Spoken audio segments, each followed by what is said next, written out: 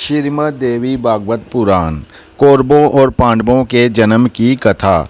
ऋषिगणों ने सूजी से पूछा, ब्याजी की माता सत्यवती को राजा शांतनु ने कैसे प्राप्त किया, ये बताने की कृपा करें।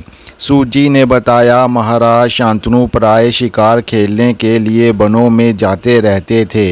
एक बार वह 4 वर्ष तक वन में घूमते रहे। पुत्र भीष्म को वह अपने साथ ही रखते थे।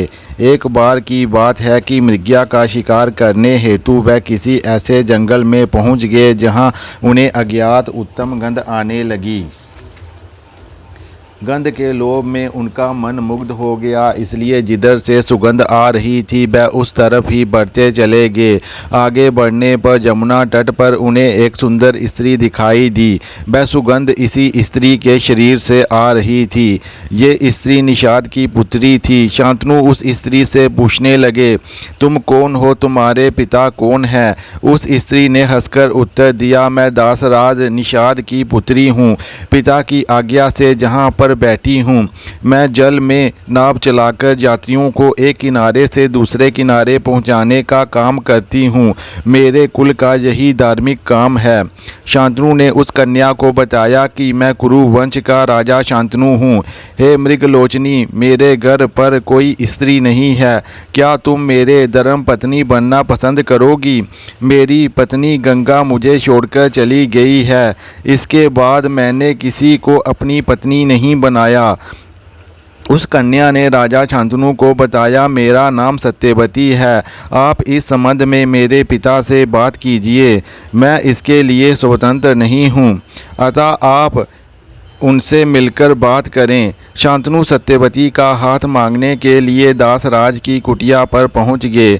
शांतनु ने दासराज को अपना परिचय देकर कहा, मैं आपकी पुत्री को अपनी पत्नी बनाना चाहता हूं। दासराज बोला, मैं आपकी इच्छा पूरी कर सकता हूं, परंतु महाराज मेरी एक विनती है कि इस कन्या का पुत्र ही राजगद्दी पाने का अधिकारी होना चाहिए।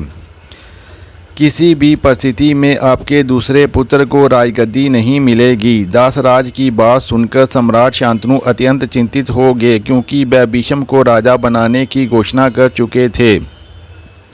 इस पर वह बिना कुछ उत्तर दिए घर को लौट गए।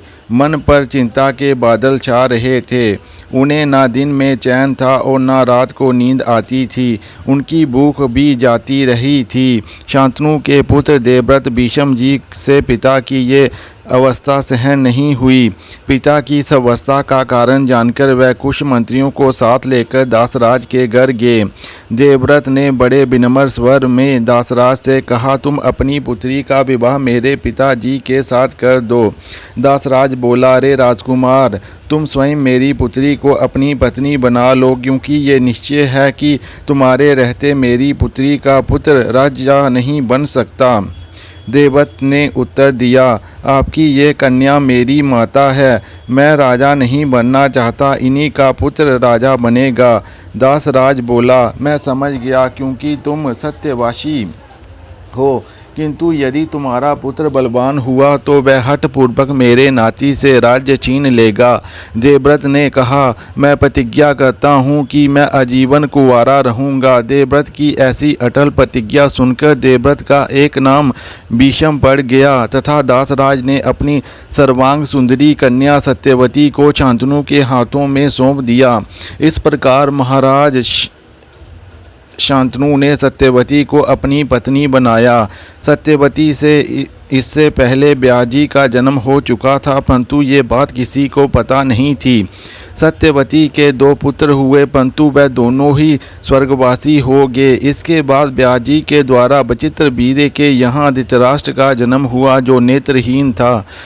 मुनि को देखकर अंबिका ने लज्जावश नेत्र बंद कर लिए थे। फलस्वरूप वह अंधे पुत्र की जननी हुई। दूसरी पत्नी अंबालिका ने ब्याजी को देखकर अपने समस्त शरीर में सफ़ेद चंदन लगा लिया था, अतः उनका पुत्र पांडु रोग से ग्रस्त हुआ।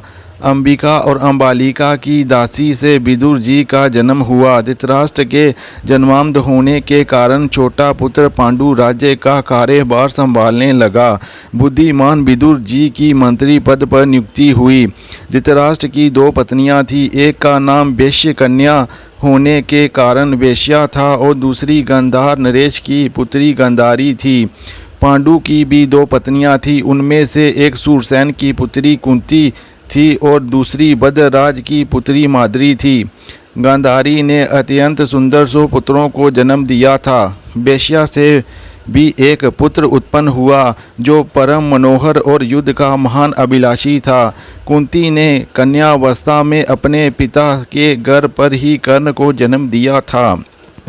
सूर्य भगवान की कृपा पश्चात से कर्ण की उत्पत्ति हुई थी। इसके पश्चात कुंती पांडु की पत्नी बनी।